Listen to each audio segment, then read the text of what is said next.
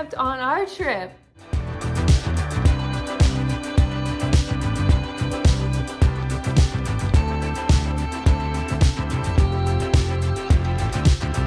Film this part real quick by myself with Jason not with me, and I'm just gonna do this alone because I don't want to say anything to hurt his feelings or anything like that. So just my thoughts on traveling with dementia from the caregiver point of view. So this was definitely a lot different than we've ever traveled in the past. I do want to say that there were a couple times that Jason actually apologized to me. He just like realized he was different. So that was interesting, that because most of the time he doesn't realize when he's confused. He doesn't realize when he does things differently. And he said, "I'm sorry, I know I'm a lot different than I used to be." We've always been travel buddies. It's interesting to travel with him now. And so that was very, very nice that he acknowledged that. Basically, he was feeling guilty because he kept needing to nap. And there was one day where he took a 5-hour nap. He basically slept most of the day, and that was really hard. It was very boring because I couldn't leave the room. I didn't want to leave the room and then him wake up and not know where I was and wander off or something. And so I just sat in the room, and we had terrible internet, so it was like la la la.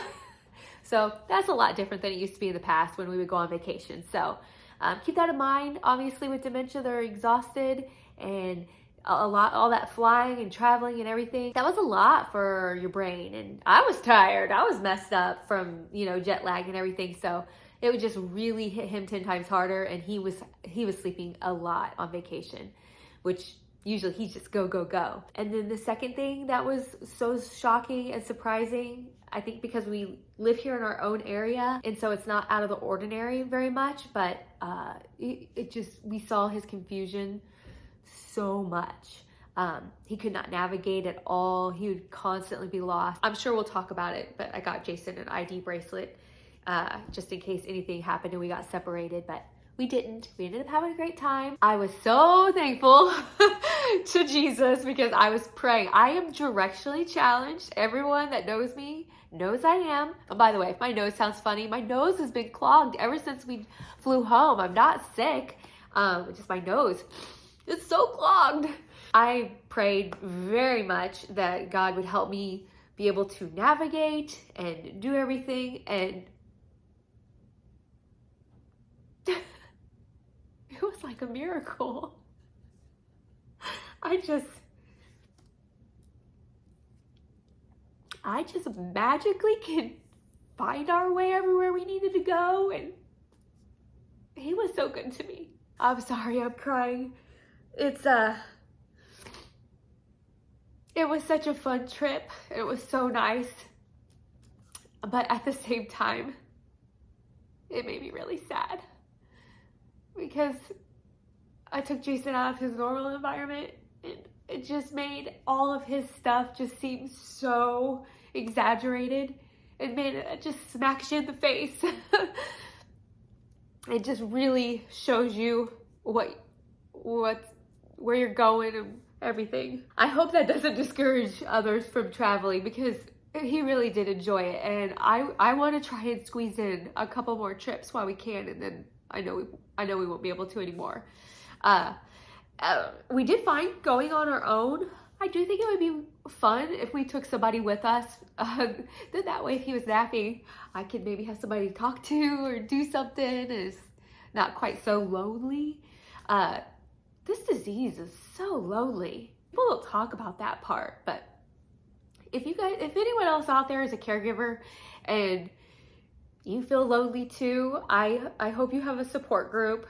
I have my friends and my family. I have my actual support group, and we talk about loneliness because it's difficult. And I hope you have someone in your life or some group to help you with that. So, okay, I'm gonna stop boo-hooing, and I'm gonna get Jason, and I'm curious to see what he's gonna say about everything. So anyway, thanks you guys. All right, here comes Jason. Dun, dun, dun, dun. Hello. All right, by the thumbnail, you guys realize that we kept a secret. Do you want to tell them the secret that we kept on our trip? It was a pretty big deal. I don't know what you're talking about. Oh, geez Louise.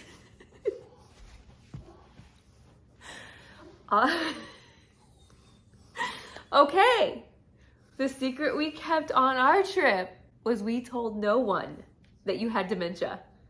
Do You can't even tell. We told no one you had dementia. We told no one we had a YouTube channel. We just kept it all quiet. And I thought it was really nice. It felt really good to like not let that be like who defined us and what we were. So like when we met people and people asked you, what do you do? I said I held an elected position in my hometown, and I am serving my 17th consecutive year as the village idiot.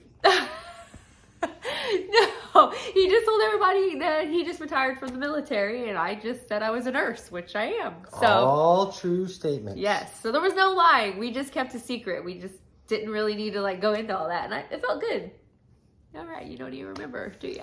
Really nice. Let's talk a little bit about our trip. Trip was awesome. Yeah? Trip was awesome. Let's start off with, we get to the ship, and first day was Budapest, and what did you think of that? You're trying to sound like a local. I know, I said Pest, so it was fun. Yeah. I really enjoyed every city that we went to. I did. We only got to spend a little bit of time in Pest, but I really liked Buda. You liked Buda better than Pest? I think I liked Pest better than Buda. Well, there you go. Well, there you go. Anyway, so that part was really fun. And then after Budapest, we went to... Passau? No, towards the end.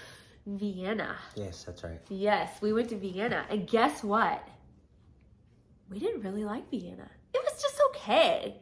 It just didn't really it was like, whoa.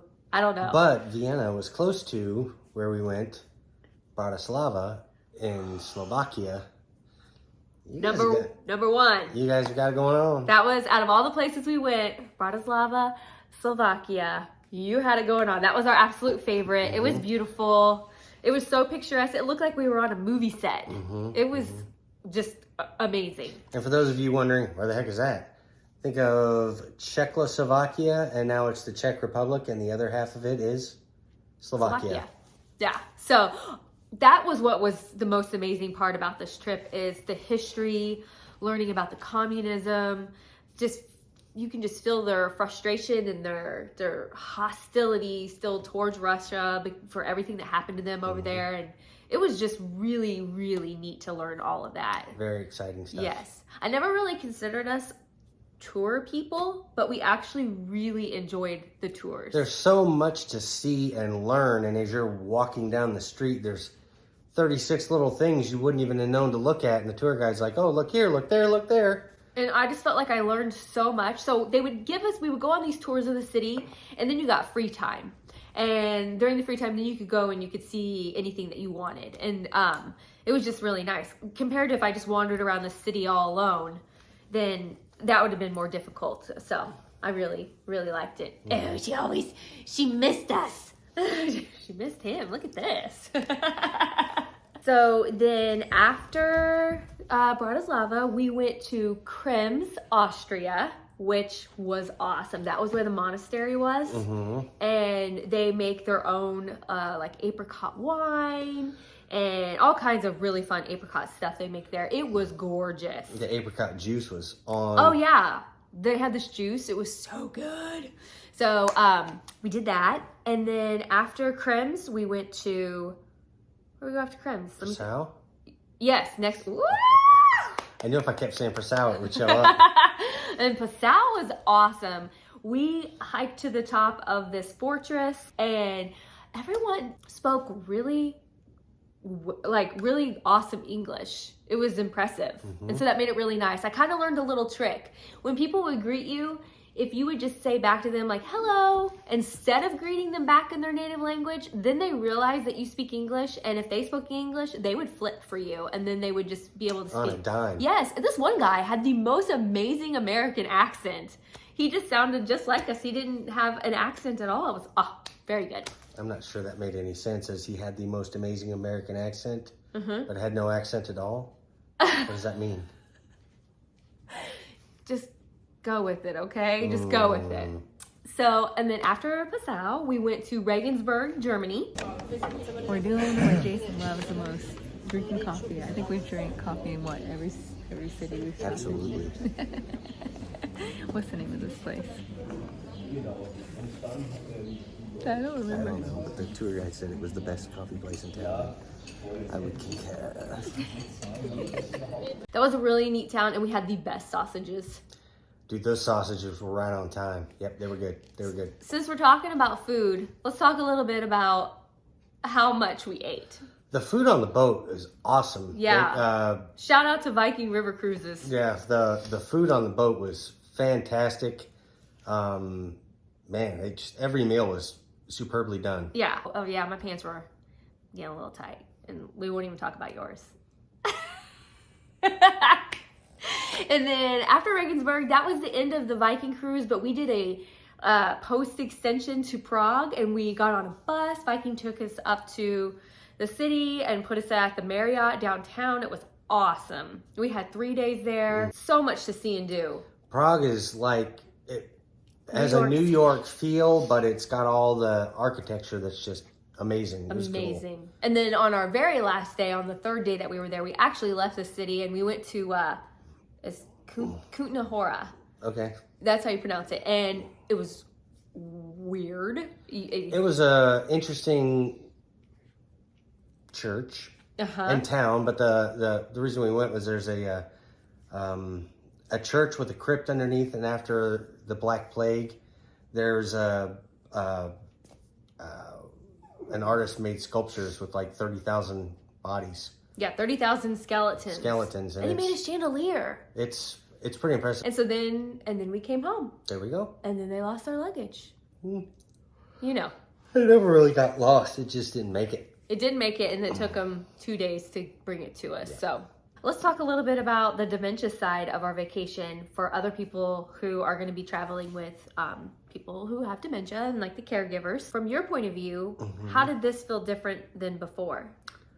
I used to be the master of navigation anywhere we went, and it was not the same. You needed a nap. I did get run down quite a bit. Yeah. One day, for sure. Like, the entire day. I ate, but I pretty much slept the whole day. Yeah, there is a day you slept the whole day, one of them. I think for the most part, it wasn't.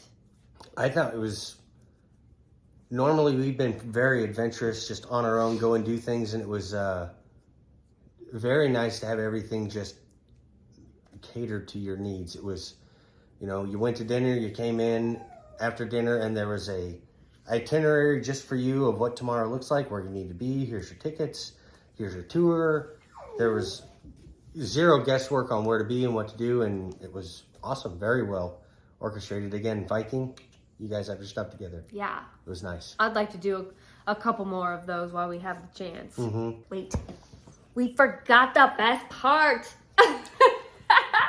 We hit the 100,000 subscriber mark and we got our silver play button. Thank you, everybody. Yeah, thank you. And so I just wanted to pause and take a moment to thank everyone because this is so exciting. And we really appreciate all the support. But if any other caregivers or anyone out there has any kind of questions or on traveling or suggestions. Oh, wait, we're forgetting something that was very important. We got Jason this bracelet, and it was just like a medical alert bracelet. And basically it tells that Jason has dementia, his name, and then in case of emergency, my name. So just in case. Nobody needed it. Just in case, we got separated or lost or anything like that. And so definitely recommend that. I'll leave in the description box down below the one that we got. Peace of mind. Yeah, peace of mind. It was definitely that. All right. Well, thanks everybody for tuning in. Yeah, we'll see you guys in the next one. Bye-bye.